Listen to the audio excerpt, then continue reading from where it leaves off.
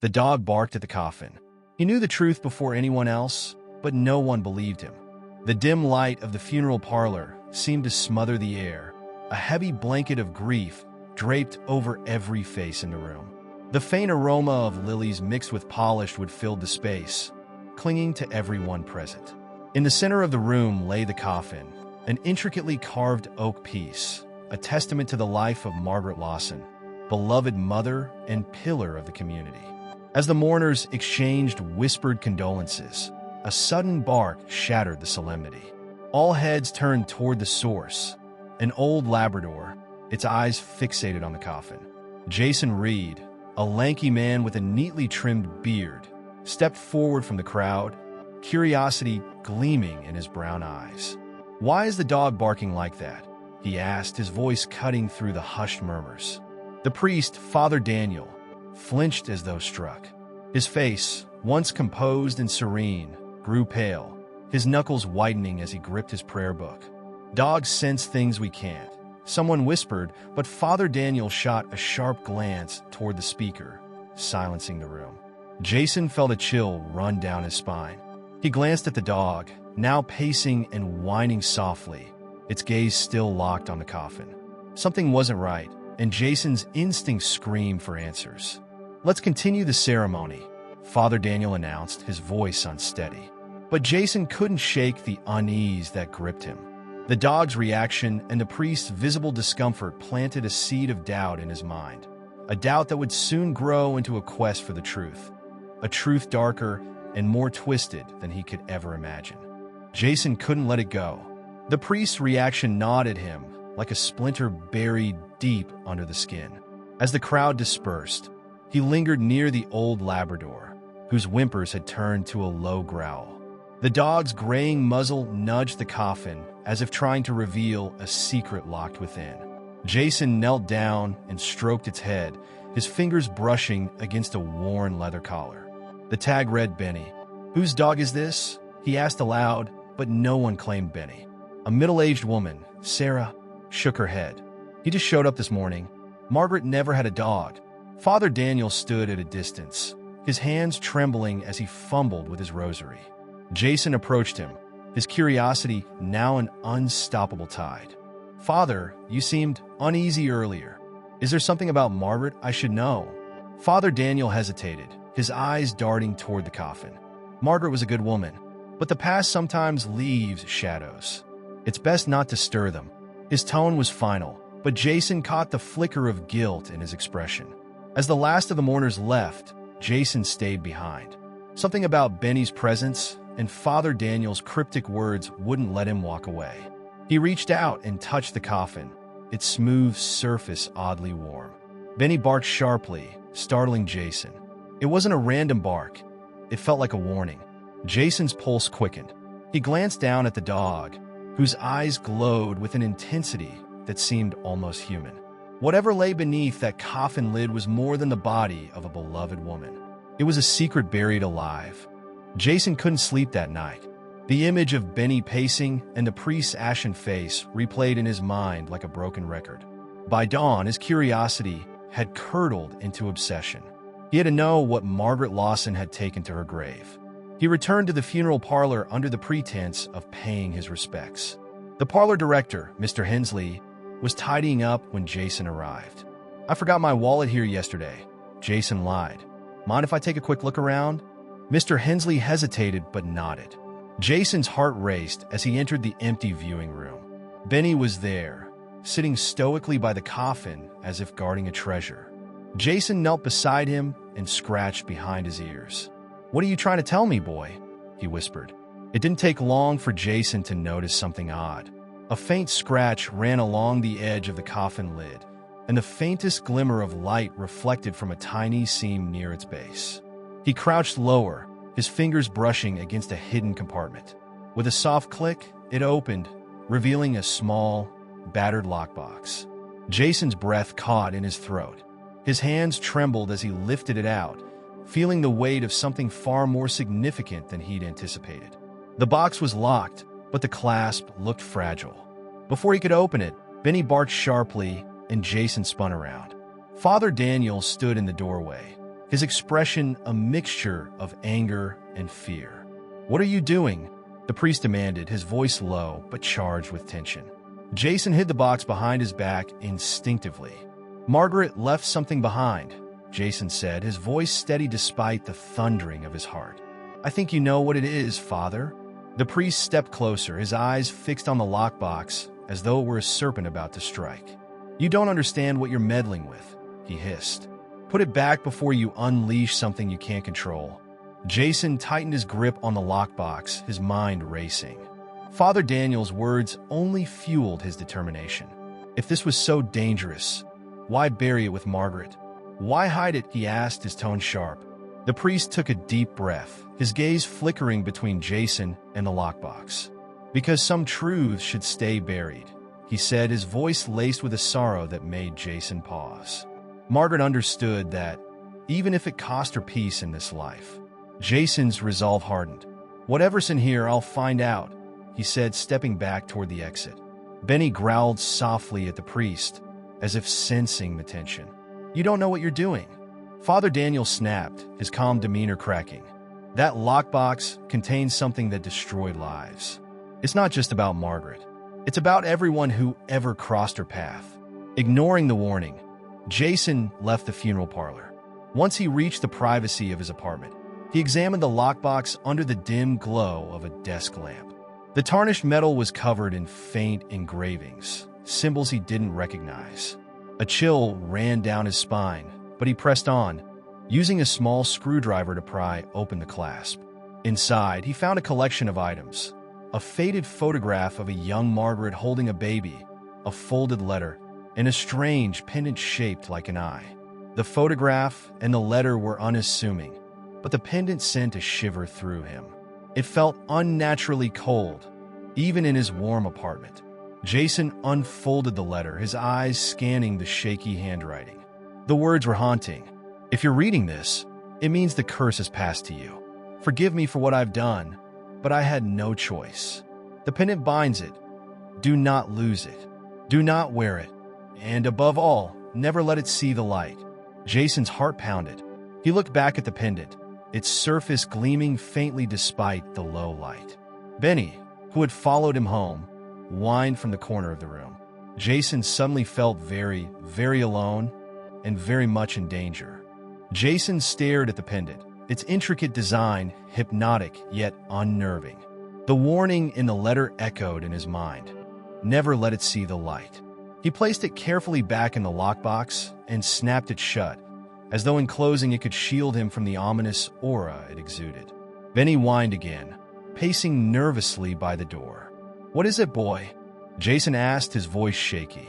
The dog's anxious behavior was infectious. He glanced toward the window where faint rays of morning sunlight were beginning to seep in. Instinctively, he drew the curtains shut, plunging the room into shadow.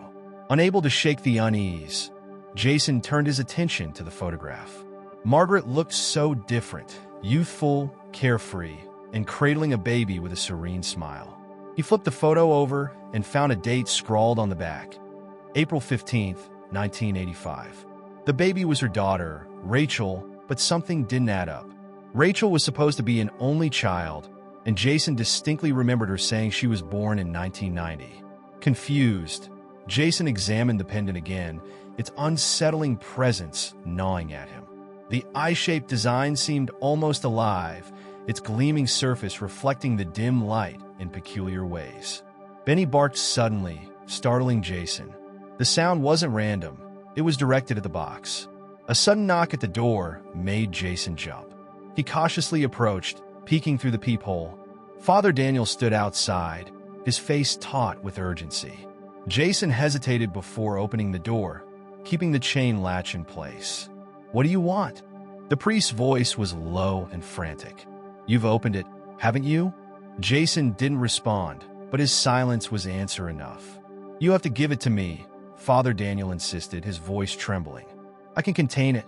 You don't understand the power you've unleashed." Jason narrowed his eyes.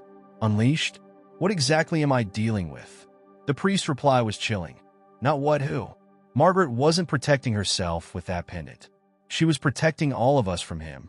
Jason slammed the door, his chest tightening as Father Daniel's words echoed in his mind. She was protecting all of us from him.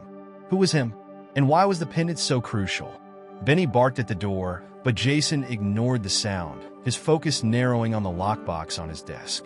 He opened the box again, his hands trembling as he picked up the pendant. This time, it felt heavier, as though it was resisting his touch. Against his better judgment, Jason held it up to the dim light of the desk lamp. The eye-shaped surface seemed to shimmer, the design shifting almost imperceptibly. He leaned closer, hypnotized by the strange patterns. Suddenly, the room grew cold. A chill seeped into his bones, and Benny whimpered from the corner. Jason turned toward the mirror on the wall and froze. His reflection was there, but it wasn't moving. The man in the mirror stared back, his expression twisted with malice. His lips curled into a cruel smile, though Jason's own face remained frozen in shock. Slowly, the reflection raised a hand, pressing it against the glass from the other side. Jason staggered back, the pendant slipping from his fingers. The cold intensified, and a voice echoed in the room, low and venomous. "You shouldn't have opened it, Jason." Benny barked furiously, snapping Jason out of his trance. The pendant lay on the floor, pulsing faintly with an eerie light. Jason grabbed it and shoved it back into the lockbox, slamming the lid shut. The cold dissipated instantly, and the reflection in the mirror returned to normal. Jason sank to the floor, gasping for air. Benny licked his hand, a quiet reassurance in the chaos. But Jason knew this wasn't over. The voice, the cold, the sinister figure in the mirror, it was all tied to the pendant. He had unleashed something ancient and malevolent. Before he could gather his thoughts, his phone buzzed. It was an unknown number. Hesitating, he answered, and a raspy voice whispered on the other end, "You can't hide from me, Jason. I've been waiting for this." Jason's heart pounded as he dropped the phone, the raspy voice still echoing in his ears. He scrambled to his feet, his mind racing. He had to get rid of the pendant, but something told him it wouldn't be that simple. Benny barked again, his eyes locked on the lockbox as though it might explode at any moment. Jason's first instinct was to call Rachel, Margaret's daughter. She might know something about the pendant or the mysterious photograph. He quickly dialed her number, and she answered after a few rings, her voice groggy. "Jason? It's 6 in the morning. What's going on?" "There's something I found, something your mother left behind," Jason said, his words tumbling out in a rush. "It's a pendant, and it's not normal, Rachel. There's something wrong with it." There was a pause on the other end before Rachel spoke, her voice quiet and trembling. "You found it, didn't you?" "The eye." Jason froze. "You know about this?" Rachel sighed, her tone heavy with guilt. "My mother told me about it years ago, but I thought it was just one of her superstitions. She always said it was tied to a curse, something our family has carried for generations. She said if it ever got out, it would bring him back." Jason's stomach churned. "Who is him? What is this curse?" Rachel hesitated, then began to explain. "The eye belonged to a man named Elias Monroe, a powerful occultist in the 19th century. He used it to bind his soul after death, ensuring he could return if someone unleashed it. My mother kept it hidden, but if it's been exposed..." Jason felt the weight of her words settle over him like a storm cloud. What happens now? Before Rachel could answer, a sudden knock at Jason's door made him flinch. He approached cautiously and peeked through the peephole. No one was there, but when he opened the door, a faint whisper filled the air, chilling him to the core. "Jason," it called, soft and sinister, carried by a cold wind that seemed to seep into his very soul. Jason slammed the door shut, his breath coming in ragged gasps. Benny growled low in his throat, his hackles raised. The whispering voice lingered in the air like smoke, suffocating the room with an invisible presence. Jason turned back to the phone, gripping it tightly. "Rachel," he said, his voice shaking. "He's here. I can feel it. How do I stop this?" Rachel hesitated, her voice barely above a whisper. "You can't stop it. Not alone. The only way is to bind him again. And for that, you'll need the original pact." "What pact?" Jason demanded. "It's in my mother's journal," Rachel explained. She kept it hidden in our old house in Brooklyn. But Jason, you need to understand, this isn't just about finding it. He'll try to stop you. Elias Monroe doesn't want to go back. He'll do whatever it takes to stay free. Jason glanced at the lockbox, his stomach twisting with dread. The pendant was more than just an artifact. It was a gateway, and he had flung it wide open. "I'll get the journal," he said, his voice firm despite the fear gnawing at him. The drive to Margaret's old house was harrowing. The streets of Brooklyn were eerily quiet, as if the city itself had sensed the darkness following Jason. Benny sat in the passenger seat, his ears twitching at every shadow that flickered past. Jason gripped the wheel tightly, his mind replaying Rachel's warnings. When he arrived, the house stood silent and foreboding. Its windows were dark, the paint peeling from the edges of the wooden frame. Jason stepped inside cautiously, the floorboards creaking under his weight. Benny stayed close, his growls echoing softly in the stillness. He found the journal in a hidden compartment beneath Margaret's old dresser. The leather-bound book smelled of dust and age, its pages filled with meticulous handwriting and ominous symbols. Jason flipped through it until he found the entry he sought. The binding ritual must be performed under a crescent moon. The eye must be placed in a circle of salt, and the incantation spoken aloud. Failure to complete the ritual will strengthen his hold on this world. Do not falter. Jason's heart sank. The crescent moon was tonight. He had only hours to prepare, but as he turned to leave, the air in the room grew heavy. A shadow stretched across the wall, shifting and twisting unnaturally. "Going somewhere," a deep, mocking voice drawled. Jason spun around, and there he was, the figure from the mirror. Elias Monroe's translucent form hovered in the dim light, his eyes gleaming with malice. Jason froze as Elias Monroe's figure solidified before him, his ghostly form casting no shadow despite the dim light. His presence radiated a cold, suffocating malevolence that seemed to freeze the very air in the room. Benny growled, placing himself between Jason and the specter, but Elias only chuckled darkly. "You should have left well enough alone," Elias said, his voice smooth yet dripping with menace. Margaret knew her place. She knew the price of meddling with forces beyond her understanding. "And now you'll pay it for her." Jason clutched Margaret's journal tightly, his knuckles white. "You're not staying here," he said, his voice trembling but defiant. "I'll send you back where you belong." Elias smirked, stepping closer, his translucent form flickering like a flame. "You think you can bind me again? The last time took years of preparation and more than one life. You've only hours, and your will is fragile." Before Jason could respond, Elias raised a hand, and an invisible force threw him across the room. He crashed into the wall, the journal slipping from his grasp. Benny lunged at Elias, but the specter swatted the dog aside effortlessly, sending him yelping into a corner. "Pathetic," Elias sneered. "Do you even know what you're dealing with?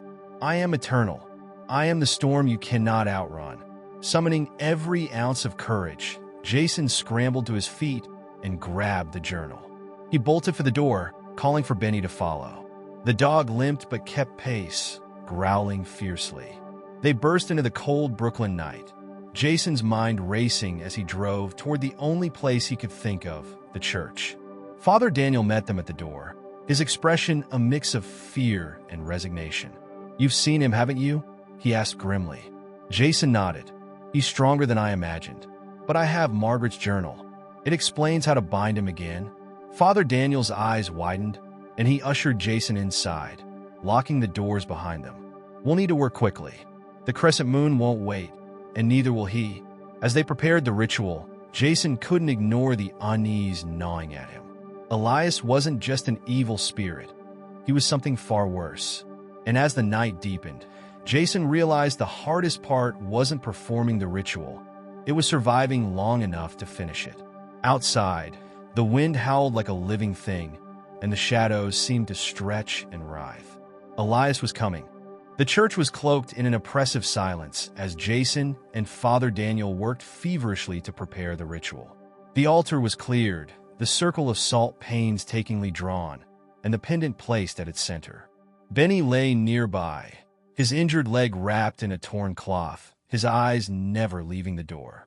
The incantation must be spoken without hesitation, Father Daniel instructed, his voice steady but low. If you falter, even for a moment, the binding will fail and Elias will consume you. Jason nodded, his hands trembling as he held the journal open to the ritual page. The symbols and words felt foreign on his tongue, but he had no choice. Outside, the wind roared like an enraged beast, rattling the stained glass windows. The air grew colder and the lights flickered. "He's here," Father Daniel whispered, clutching his rosary. The doors of the church burst open, and Elias Monroe strode in, his translucent form now dark and solid, his presence overwhelming. His voice boomed, reverberating through the sanctuary. "Do you think this place can save you?" It didn't save Margaret. It won't save you. Jason stood his ground, the journal shaking in his hands. "You don't belong here, Elias. This ends tonight." Elias laughed, a sound that seemed to make the very walls shudder. "You are but a speck in the vastness of eternity. And yet, you challenge me?" He raised a hand, and Jason felt the air constrict around him, choking and cold. But before Elias could tighten his grip, Benny barked fiercely and leapt forward, his injured body colliding with the specter. Elias faltered, his form flickering as the dog's defiance disrupted his focus. Jason gasped for air, seizing the moment to step into the circle of salt. With trembling lips, he began to chant the incantation. The words felt like fire on his tongue, heavy and searing. The pendant in the center of the circle began to glow, its eye-like surface swirling with dark energy. Elias roared in rage, lunging toward Jason, but Father Daniel threw holy water into his path, forcing him back. "You cannot bind me!" Elias screamed, his voice a deafening roar. The shadows writhed and stretched toward Jason, but the circle of salt held firm. Jason continued to chant, his voice growing stronger with each word. The glow from the pendant intensified, and Elias's form began to twist and distort, his screams filling the air. Benny barked one last time, a triumphant sound that seemed to spur Jason on. As Jason spoke the final word, the pendant flared with a blinding light. Elias's form was pulled into it, his screams fading into a deafening silence. Then, as quickly as it had begun, it was over. The church was still, the air was warm again, and the oppressive weight had lifted. Jason collapsed to his knees, the journal slipping from his grasp. Benny limped over to him, resting his head on Jason's lap. Father Daniel approached, his face pale but relieved. "You did it," he said softly. "He's gone?" Jason looked at the pendant, now dull and lifeless, and carefully placed it back in the lockbox. "We need to hide this," he said, his voice hoarse. "Forever." Father Daniel nodded. "And this time, we'll make sure no one finds it again." As dawn broke over New York City, Jason stepped outside the church with Benny at his side. The streets were quiet, the city unaware of the darkness that had nearly consumed it. Jason knew life would never be the same, but for now, he had earned a fragile peace. The lockbox was sealed, hidden once more, but deep down, Jason knew the fight wasn't truly over. Some doors, once opened, can never be fully closed.